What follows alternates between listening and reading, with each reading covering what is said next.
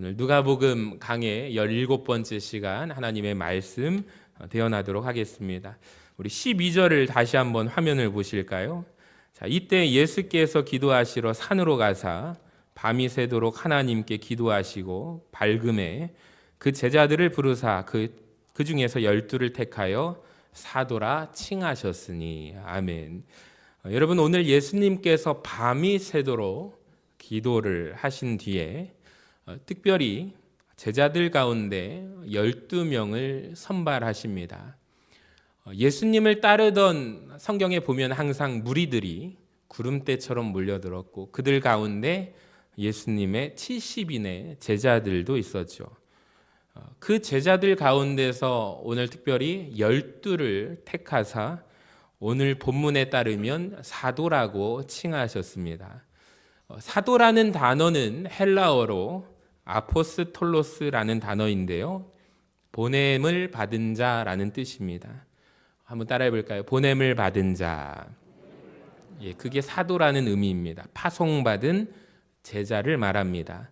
그러니까 예수님의 사도라고 말한다면 주님의 보내심을 받은 자들, 그러니까 예수님을 대표해서 예수님을 대신하여 이 땅에 보냄을 받은 사람들이 바로 사도라는 것이죠. 자, 이 12제자, 이 12사도의 면면을 보면 솔직히 고백해서는 요새 같아서는 선발되기가, 발탁되기가 어려운 사람들이라는 것이 은혜가 됩니다. 학벌로 따져볼까요? 가방끈이 그리 길지 않습니다.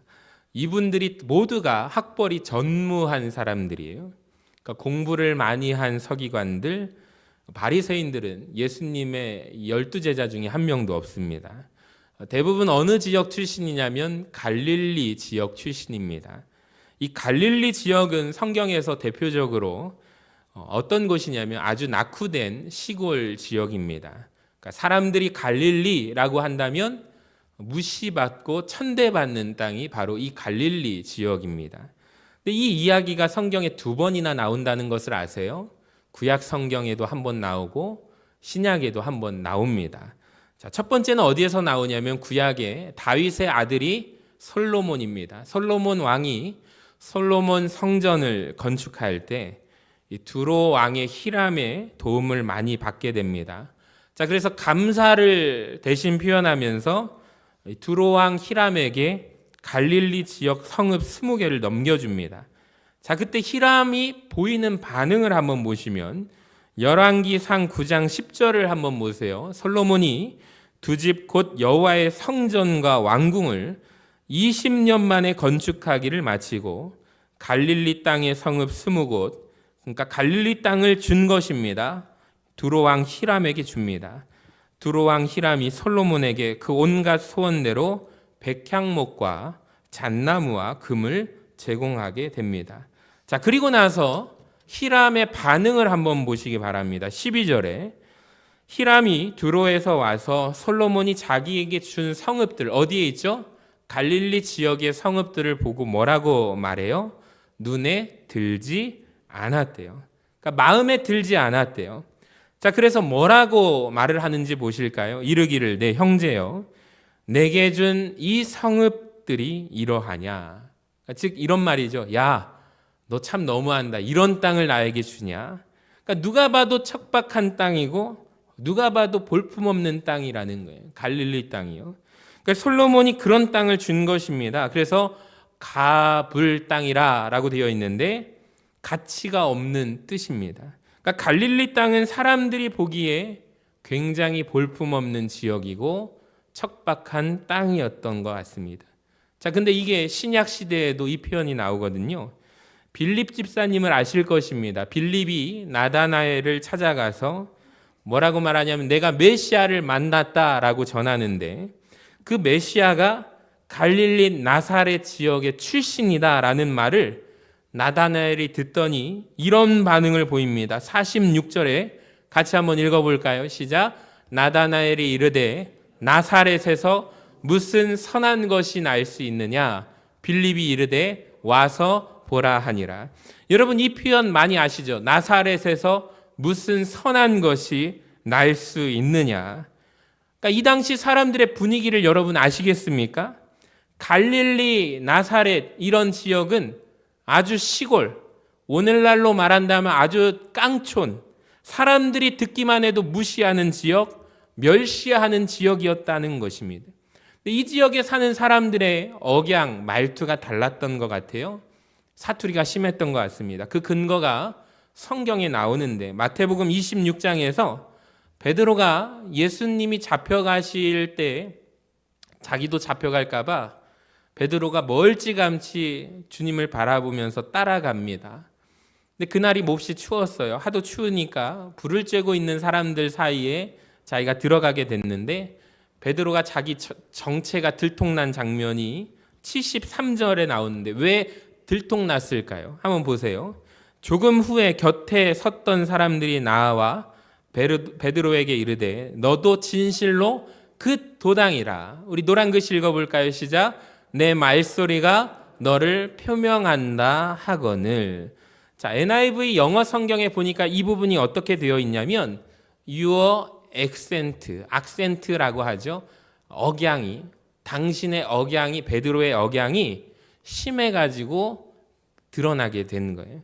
그러니까 갈릴리 사람들은요, 갈릴리 출신의 말투를 하면 사람들이 그 말투를 듣고 저 갈릴리 지역의 말투구나, 저 사람 갈릴리 출신이구나 라는 것을 억양을 통해서 알게 된다라는 것입니다. 우리로 치면 경상도가 있고 전라도가 있고 충청도가 있는데 만약에 경상도에서 베드로에게 너 경상도에서 예수 따라왔지? 그러면 베드로가 뭐라고 할까요? 아니라에, 아니라에. 나는 예수 제자 아니라에. 그러니까 전라도 출신이라였다면 너 예수 따라왔지? 그러면은 아따 아니란께요. 이렇게 말을 한 거예요.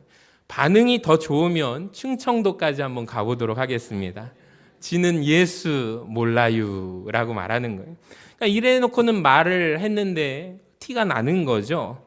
시골 출신이라는 것을 아는 것입니다. 그러니까 학벌도 없고 출신도 그래요. 자, 그러면 성품이라도 온화하고 좋으면 좋을 텐데 대부분의 어부 출신이라 보니까 성격이 급해요. 다혈질입니다. 베드로가 특히 다혈질이죠. 칼을 뽑아서 귀를 내려칠 정도로 성격이 급하고 다혈질입니다. 요한과 야고보는 별명이 울의 아들이에요. 주님이 붙여주신 별명입니다. 그러니까 이 다혈질이 얼마나 심하냐면 51절에 예수께서 승천하실 기약이 차감해 예루살렘을 향하여 올라가기로 굳게 결심하시고 사자들을 앞서 보내심에 그들이 가서 예수를 위하여 준비하려고 사마리아인의 한 마을에 들어갔더니 예수께서 예루살렘을 향하여 가시기 때문에 그들이 받아들이지 아니하는지라. 그러니까 사마리아 사람들과 관계가 안 좋잖아요. 그랬더니 제자 야고보와 요한이 이를 보고 이르되 주여 우리가 불을 명하여 하늘로부터 내려 저들을 멸하라 하기를 원하시나이까. 여러분 이런 표현하는 사람들이 누구냐면 제자들입니다. 엄청나게 다혈질이에요. 이런 말이죠. 주님 우리 하늘로부터 불을 한번 내려서 저 사람들 한번 싹 쓸어버릴까요? 이런 표현을 한다는 거예요. 주님이 그 말을 듣고 황당해가지고 55절에 제자들을 돌아보시며 꾸짖으십니다. 열심당원 시몬이라는 사람도 있습니다. 제자 중에 열심당원은요, 말하자면 독립투사와 같은 사람이라서 옷 속에 품에 항상 뭐를 들고 다니냐면 칼을 품고 다닙니다. 칼을 품고 다니는 사람. 그러니까 제자 공동체가 살벌한 공동체예요. 의심 많은 도마. 오늘 월삭 12월 말씀 도마를 보았는데 리더십이 아주 강했죠. 좋은 영향력을 미치는 사람인데 그에게 의심과 두려움이 임하자 예수님의 부활하심을 경험하고 온 제자들을 그가 바꾸어서 너네들 헛것을 본 거야. 아주 나쁜 부정적인 영향을 주는 사람이 의심 많은 도마가 있었잖아요. 그리고 그 당시에 이스라엘의 남자 대표 죄인 하면은 세리를 말하는데 예수님의 제자 목록에 세리라는 사람도 있습니다. 그러니까 괜찮은 사람들이 보통 사람들이 하나도 없어요. 세상에 주님이 자기를 대신하여 뽑은 사도의 사람들의 모습이 이렇습니다. 저는 말씀을 묵상하면서 이런 소망이 드는 거예요. 여러분, 저와 여러분에게 소망이 있는 줄로 믿습니다. 우리가 이들보다 낫지 않겠습니까? 근데 세상 사람들 보기에 괜찮은 사람이 딱 한 명 있네요. 그 사람이 바로 누구냐면 가롯 유다입니다. 유다만 갈릴리 출신이 아닙니다. 유다는 유대 지역 가리옷 유다, 그리옷 유다라고 표현되는 사람입니다. 여호수아 15장에 보시면 가나안 땅 분배 가운데 유다 지파가, 유다 자손이 받은 땅 분배 기업이 나옵니다. 15장 20절에 보면은 유다 자손의 지파가 그들의 가족대로 받은 기업은 이러하니라. 25절을 보실까요? 하솔 하닷다와 그리옷. 바로 여기가 가롯 유다의 고향이에요. 그리옷, 가리옷 출신입니다. 그러니까 유다 지파는 어떤 지역이냐면 예루살렘 성 아시죠? 그러니까 다윗이 다윗성이라고 말하는 나라의 수도, 이 남유다의 대표적인 수도가 예루살렘인데, 예루살렘 성을 주변으로 땅을 기업을 받은 지파가, 따라합시다, 유다 지파. 그러니까 가롯 유다가 이 유다 지파 소속이에요. 유다만 오늘날로 친다면 수도권 지역 출신입니다. 유다만 사투리 안 쓰고 표준어 썼어요. 다른 11명의 제자들은 시골 출신이고, 그러니까 오늘날로 친다면 다른 제자들은 초등학교 졸업생인데 유다는 대학 졸업한 사람이라고 말할 수 있습니다. 그러니까 유다가 공부를 많이 하고 제일 인정받는 제자라는 증거가 성경에 나와요. 자, 예수님의 12제자 중에 제정 맡은 자가 누구입니까? 정답은 가롯 유다입니다. 자, 요한복음 13장 29절을 한번 읽어볼까요? 시작. 유다가 돈꾀를 맡았으므로. 중요한 포인트인데요. 가롯 유다가 돈 재정을 맡았습니다.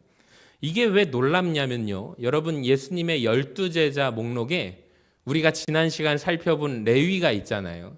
레위의 직업이 뭐죠? 세리입니다. 세리. 그러니까 세무 공무원이에요. 그의 이름이 마태잖아요. 그러니까 레위가 마태라는 이름인데, 그러니까 이 세무 공무원 출신이 있는데 그 사람을 제치고 가롯 유다가 재정을 맡았다는 게 무슨 의미일까요? 제자 공동체 안에서 제일 인정받는 사람이었다라는 거예요. 그러니까 당시 사람들의 시선으로 볼 때, 눈높이로 볼 때 가장 가능성이 있는 사람은 예수님의 12제자 중에 오직 하나, 가롯 유다 말고는 없어요. 근데 주님이 참 이런 사람들을 부르신 이유는 제가 지난 시간 말씀드렸죠. 주님의 시선은 그들의 현재의 모습을 보는 것이 아니라 그들의 바뀔 미래의 모습을 보았기 때문에 예수님의 제자로 부르셨다라는 것입니다. 여러분, 우리가 이 주님의 시선을 닮아가기를 원합니다. 주님이 이 사람들을 선택하시기 전에 밤이 맞도록 기도하셨다는 것을 여러분, 우리는 또 주목해야 돼요. 이게 가장 중요한데요. 주님은 언제나 중요한 일을 앞두고 기도하셨어요. 저는 이 말씀을 묵상하면서 아주 중요한 원리를 우리 교회와 성도들이 본받기를 원합니다. 특별히 우리 지금 교회가 여신도에는 정기총회를 마치고 또 남신도에는 오늘 정기총회를 하고 중고등부는 지난주에 정기총회를 마쳤어요. 또 청년부가 정기총회를 오늘 하게 됩니다. 모든 기관과 부서가 이제 새로운 임원들을 선출하고 사람 일꾼을 세우는데 저는 무엇보다도 저 사람이 저 정도의 자격이 있어 라고 선출하는 것이 아니라 기도로서 세워지는 은혜가 있기를 주님의 이름으로 간절히 축원합니다. 이게 주님의 방법이에요. 주님의 일하심이에요. 그러니까 우리가 사람을 보려고 하는 자꾸 그 모습을 경계하고 우리가 주님을 닮아가기를 원합니다. 그러니까 제자들은 주님의 기도하는 모습, 주님께서 피땀 흘려 기도하실 때 제자들은 뭐 하고 있었죠? 잠들어 있었어요. 오늘 월삭 새벽 예배 있었는데 12월의 세 달에 우리 성도님들 오셨으면 좋겠다고 제가 어젯밤에까지 문자를 안 보내야지 오시겠지 했는데 혹시 잊어버리실 수도 있어서 제가 밤늦게 문자를 보냈습니다. 네, 많이 오셨더라고요. 여러분, 많이 오셔서 기도하시기를 바랍니다. 무엇보다도 하나님의 말씀으로 우리가 항상 새 달을 맞이할 때 기도하셔야 돼요. 이게 주님의 원리예요. 제자들이 주님과 같이 있을 때는 이 원리를 깨닫지 못합니다. 근데 주님이 나중에 하늘로 승천하시고 난 뒤에, 주님 떠나시고 난 뒤에 자기들이 주님의 이 원리를 그대로 사용하게 되는데, 제자들도 중요한 일을 앞두고 항상 기도합니다. 사도행전 6장 6절에 보면 초대교회 7집사를 선출할 때 앞서서 제자들이 기도하는 모습을 보게 됩니다. 그러니까 주님의 기도의 원리를 그들이 보고 배웠던 것이죠. 그러니까 우리 교회도 주님을 닮기를 원하는데, 특별히 주님이 밤새 기도하셨다라는 의미는 무엇을 말할까요? 여러분, 질문하겠습니다. 여러분, 언제 밤새 기도하십니까? 언제 밤이 새도록 기도하신 적이 있습니까? 어떤 문제를 만날 때, 그 문제가 내 앞에 산적해 있고 해결되지 않을 때, 주님과 씨름할 때 밤새 기도하지 않습니까? 그러니까 왜 주님이 밤새 기도하셨을까요? 12제자를 이제 선택하시고 발표하기 전에 왜 밤이 새도록 기도하셨을까요? 누구 때문에 밤새도록 기도하셨을까요? 아마도 자기를 팔게 될 누구요? 12제자 가운데 가룟 유다를 포함시킬까 말까를 가지고 고민하지 않으셨을까요? 여러분, 성경에 보면은 복음서에 예수님의 12제자를 소개하죠. 이름들이 다르기도 하고 근데 다 같습니다. 근데 이제 공통점이 있는데, 자기들 제자들이, 예를 들어서 누가복음을 쓴 저자가 누가잖아요. 자기 입장에서 12제자를 소개한 거예요. 근데 이 12제자의 이름의 목록이 여러 번 나오는데 공통점이 있어요. 순서가 다 다르게 배치되는데 공통점이 하나 있는데 뭐냐면, 맨 앞에 수제자가 이름이 뭐죠? 베드로가 맨 앞에 나옵니다. 그리고 제자의 목록의 끝에 맨 뒤에 누가 나올까요? 가롯 유다가 나오게 됩니다. 이건 다 공통점이에요. 여러분, 이게 무엇을 말해주냐면, 주님이 그날 하나님 앞에 기도하면서, 하나님, 이 많은 사람들 가운데 12제자를 세워야 하는데 어떻게 12명을 선택해야 할까요? 하나님의 뜻은, 하나님이 원하시는 방법은 무엇입니까? 11명의 명단은 하나님께서 주셨을 때 예수님이 쉽게 수긍하셨을 텐데, 하나님께서 가룟 유다를 12명의 마지막에 넣어라 라고 하는 말씀에 주님이 아마도 끝까지 주저하지 않으셨을까요? 그러니까 주님이 피땀 흘려서 기도했던 겟세마네 동산의 기도만이 아니라 아마도 제자를 선택하기 전날 밤에도, 오늘 이 장면에서도 정말 예수님이 고민 많이 하셨을 것입니다. 결국에 그런데 하나님의 뜻이라면 유다를 제자의 목록에 넣기로 하십니다. 저는 여기에서 기도가 무엇인지 깨닫게 되었습니다. 여러분, 기도가 무엇입니까? 그러니까 우리가 왜 기도합니까? 내 뜻과 내 기도 제목을 가지고 하나님께로 가서 설득하는 작업이 기도가 아닙니다. 하나님, 내가 무엇을 해야 되는데 좀 도와주십시오. 하나님, 내가 사업을 앞두고 있는데 하나님 도와주세요. 하나님, 생각 바꿔주세요. 설득하는 작업이 기도가 아니라고 생각이 되었습니다. 기도는 내 뜻과 내 계획이 있는데, 우리가 기도하면서 놀랍게 경험하는 게 뭔지 아세요? 내 뜻을 내려놓게 되고 결국에 마침내 기도의 마지막에는 하나님 뜻대로 하여 주시옵소서, 이 기도가 나오는 거예요. 내 뜻을 가지고 하나님 이것을 요청하면서 나아갔는데, 결국에는 기도의 마지막은 우리가 기도하고 일어설 때는 하나님의 방법대로 하여 주시옵소서. 그러니까 기도는요, 하나님 앞에 기도하며 나아갈 때 기도하는 자의 특징이 있는데, 내 생각을 바꿔가는 시간이 기도라고 말씀드릴 수 있습니다. 여러분, 우리가 이것을 깨달으시기를 바랍니다. 이것이 바로 주님의 기도요, 우리가 본받아야 할 예수님의 기도라는 사실입니다. 그리고 예수님이 이 12명을 다음 날 보내십니다. 파송하십니다. 누가복음에는 나오지 않아요. 근데 마태복음 10장에는 주님께서 제자들을 파송하시면서 당부하신 말씀들이 나옵니다. 근데 여러 가지 당부가 있지만 그 중에 한 가지 제가 소개하고자 하는데, 이해가 안 되는 당부가 있어서 그 말씀을 드리겠습니다. 자, 16절 같이 한번 읽어봅니다. 마태복음 10장 16절 시작. 보라, 내가 너희를 보냄이 양을 이리 가운데로 보냄과 같도다. 그러므로 너희는 뱀같이 지혜롭고 비둘기같이 순결하라. 이 말씀을 한번 띄워주시기 바랍니다. 여러분, 이 말씀을 한번 보시면서 생각을 해보세요. 뭔가 좀 야속한 기분이 들지 않습니까? 자, 지금 주님이 뭐라고 하셨냐면 내가 너희들을 이 세상에 보낼 건데, 제자들을 보내시면서 말씀하시기를 이 세상이 뭐와 같대요? 한번 잘 보세요. 뭐와 같대요? 이리와 같대요. 이리 때와 같대요. 이리와 같은 세상으로 보내시는데, 그러면 제자들은 어떤 모습으로 간대요? 양의 모습으로 간다는. 여러분 잘 보세요. 이리와 같은 세상 속에 제자들을 보내십니다. 파송하시는데 제자들은 양과 같은 모습으로 세상에 보내집니다. 자, 그러면 생각해 봅시다. 이리떼한테 양떼들을 보내면 여러분 그 결과는 어떻게 될까요? 잡아 먹히게 되죠. 양들이 이리한테 잡아 먹히게 됩니다. 여러분 좀 야속한 기분이 안 드십니까? 아니, 이리 같은 세상에, 이리떼들이 있는 세상에 제자들을 보내신대요. 제자들을 파송하면 적어도 사자나 호랑이 정도는 만들어 주셔야 되는 것 아니에요? 여러분 그런 생각 안 드세요? 곰 정도는 만들어 주셔야 여러분 이 세상을, 이리와 같은 세상을 정복할 수 있지 않을까요? 아니, 이리 같은 세상에 양떼를 보내면 어떻게 하라는 말입니까? 이런 생각 안 드시는가요? 저 혼자 이런 생각 하나요? 여기에 두 가지 의미가 있는데, 첫 번째, 놀랍게도 교회의 역사가 증명합니다. 여러분, 교회가 양의 모습으로 세상에 나아갈 때 이리 같은 세상을 정복했음을 기억하시기를 바랍니다. 이게 놀라운 교회 역사의 비밀인데요. 세상은 옛날이나 지금이나 이리 때와 같습니다.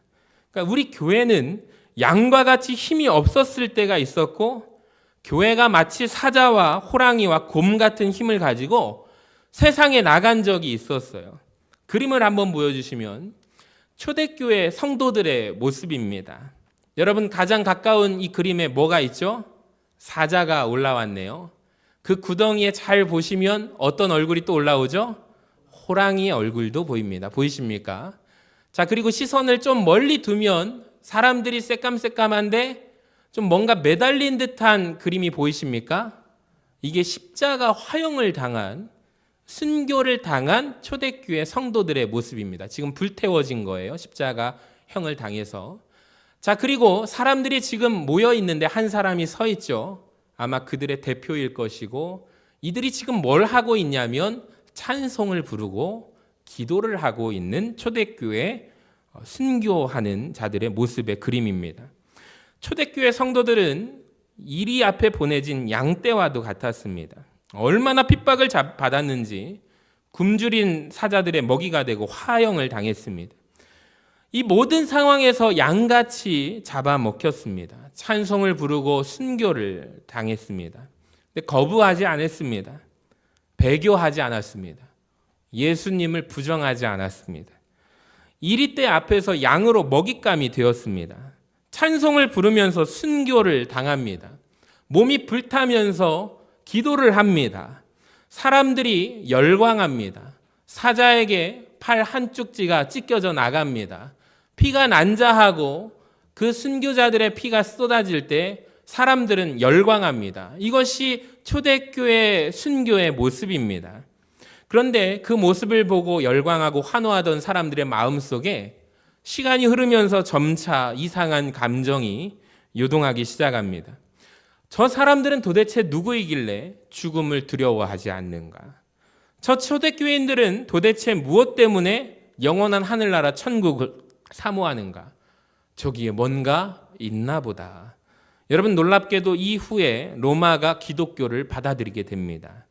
양떼에 불과했던 기독교가 이리 같은 로마를 삼킨 것 아십니까?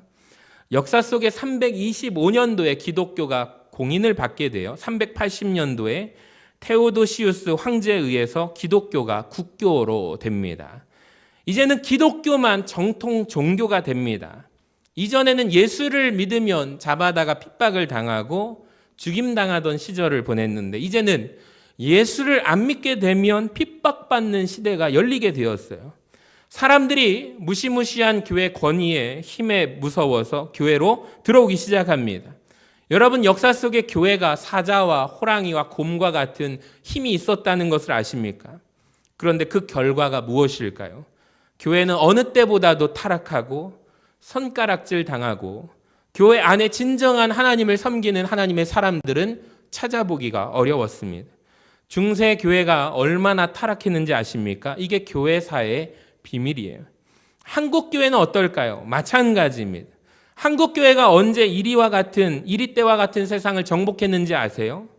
한국 교회가 초기에 선교사님들이 복음을 가지고 이 땅에 발을 디디었을 때, 초기에 양과 같은 모습으로 있었을 때 우리가 이 세상을 정복한 건 아십니까? 한국에 처음에 복음 들고 온 선교사님들이 양처럼 아무런 힘도 없는 모습으로 성경 하나 들고 왔습니다. 양화진 선교사 무역비에 가면은 그림을 하나 보여주시면 제가 토마스 선교사님의 순교 그림을 안 보이실까봐 좀 확대해서 그림을 표기를 했습니다. 성경책 하나 들고 이 땅에 딱 도착했는데 바로 처형을 당하는 장면의 그림입니다. 여러분, 세상적으로 보면 이건 실패한 것입니다. 복음을 전파하지도 못하고 도착하자마자 칼로 목베임을 당하는 순교의 장면입니다. 여러분, 그런데 얼마나 우리 교회가, 기독교가 이 땅에 많은 피를 쏟았는지 아십니까? 한국에 처음에 선교사님들의 순교의 그 피로 말미암아 양처럼 아무런 힘도 없었지만 예수님을 순수하게 믿음으로 말미암아 세상 사람들이 저기에 교회에 저 성경 말씀에 무엇이 있나 보다, 생명이 있나 보다 교회로 사람들이 차고 몰려들었습니다. 저는 시대가 변하면서 기독교가 변질되는 것이 참 안타까운데 그 중에 하나가 옛날 성경책 기억나십니까? 여기에 빨간색으로 칠을 했습니다. 이것은 뭡니까? 예수 그리스도의 피, 예수의 보혈을 발랐다라고 해서 성경 말씀에 권위와 위엄이 있었습니다. 근데 시대가 변하면서 너무 가벼워진 것 같아요. 이제는 성경책마저도 안 들고 다니는데 저는 다시 회복해야 할 이것은 성경 만드는 출판사들이 다시 한번 이것을 주의 보혈로, 예수의 피로 이 빨간색을 칠하는 것만큼은 상징으로 좀 놔두면 참 좋겠다라는 개인적인 생각을 해봅니다. 여러분, 한국 교회가 시대가 변하면서 어느 때보다 힘이 있어요. 국회의원 가운데 예수 믿는 사람 비율이 제일 많다고 합니다. 그 어느 때보다도 한국 기독교가 힘이 없습니다. 이 시대는 기독교 교회가 조롱받고 있는 시대입니다. 비밀입니다. 양과 같은 모습으로 이 세상에 나아갈 때 정복하고 힘으로 사자와 같이 권세 있는 모습으로 나아갈 때 이 세상은 결코 정복되지 않는다는 것을 아십니까?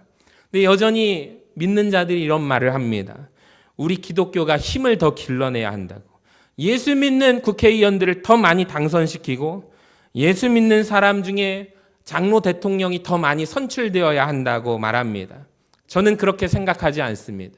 여러분, 세상은 그렇게 정복되지 않습니다. 이리 때와 같은 세상을 이길 수 있는 길은 우리가 오직 양의 모습으로 나아가야 하는 것입니다. 이것이 비밀인 줄로 믿습니다. 또 하나, 주님께서 이리 같은 세상에 양의 모습으로 우리를 보내시는 이유가 있습니다. 여러분, 양과 사자의 차이를 한번 보실까요? 양과 곰의 차이가 뭘까요? 사자와 곰은 강합니다. 스스로 강합니다. 목자가 필요가 없습니다. 근데 양은 유일하게 목자 없이는 살 수 없는 존재가 양입니다. 양은 빨리 달리지도 못합니다. 강한 이빨도 없고 강한 발톱도 없습니다. 목자가 없으면 살 수 없는 존재입니다. 한번 뒤집어지면 자기 힘으로 일어설 수가 없어서 양털 무게가 상당히 많이 나가잖아요. 그러니까 양털을 깎지 않으면 혼자서 뒤집어진 상태로 어딘가에 구석에 처박히면 죽을 수밖에 없는 존재가 아주 양입니다. 아주 보잘것없는 존재입니다. 근데 목자가 없으면 살 수가 없습니다. 주님께서 오늘 내가 너희를 이리 같은 세상에 양으로 보낸다는 말씀하신 이유는 이런 뜻입니다. 내가 너희와 함께 가리라. 할렐루야. 마태복음 28장에 보면 주님이 지상 명령을 주셨거든요. 너희는 온 천하에 다니며 만민에게 복음을 전파하라. 그리고 덧붙이셨어요. 내가 세상 끝날까지 너희와 항상 함께하리라. 할렐루야. 여러분, 이게 비밀이에요. 사자는, 곰은 혼자 갈 수 있습니다.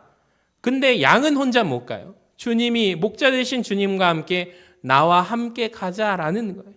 양으로 목자 되신 주님 의지하고 나와 함께 가자라는 거예요. 오늘 월삭 새벽 예배 때 우리 성도님들과 무슨 말씀을 나눌까 하다가 이 디두모라고 하는 도마, 의심 많은 도마에 대해서 말씀을 나눴는데, 솔직히 부활하신 예수님을 만나고 온 제자들을 회유시켜서 자기가 딱딱 끊어가지고 너희들 헛것 본 거야. 부활하신 예수님 만난 것 아니야. 정말 그걸 자신할 수 있어? 제자들이 주눅듭니다. 부활한 예수님을 분명히 만나고 왔는데, 도마야, 내가 만났어. 부활하신 주님 만나고 왔어. 못자국, 창자국 내가 다 봤어. 정말 너 확신할 수 있어? 니네 헛것을 본 거야. 유령을 본 거야. 그때 제자들이 흔들리죠.